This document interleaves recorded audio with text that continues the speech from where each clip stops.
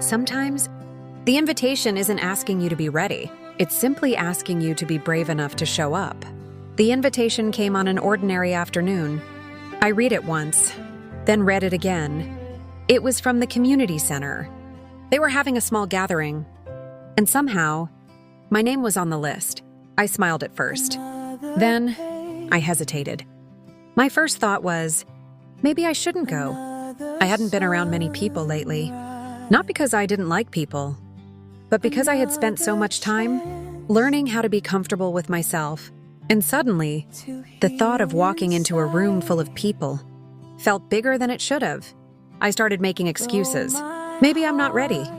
Maybe I'll go another time. Maybe they won't even notice if I don't come. But then I stopped, because I realized this wasn't the old Ada speaking.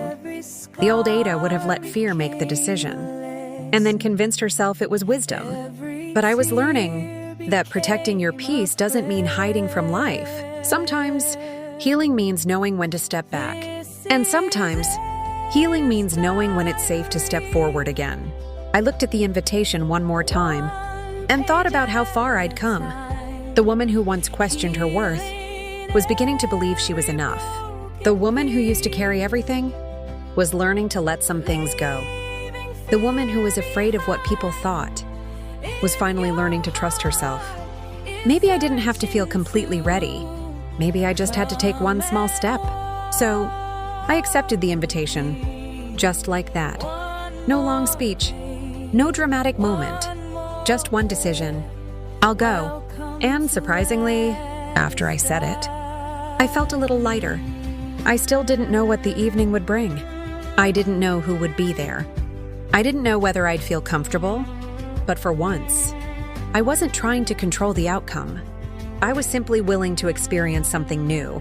So I chose an outfit, stood in front of the mirror, took a deep breath, and reminded myself, I don't have to impress anyone. I don't have to prove anything. I just have to show up as myself. And maybe that was the real invitation. Not just an invitation to a gathering, but an invitation to step back into life, to meet new people, to make room for new possibilities, to discover that there might still be places where I belonged. I picked up my bag, opened the door, and stepped outside. I didn't know it yet, but that small decision was about to change something. As I walked toward the community center, I wondered who would be waiting inside. I had no idea that one of the people I was about to meet would hand me something that would change the way I saw my future. She thought she was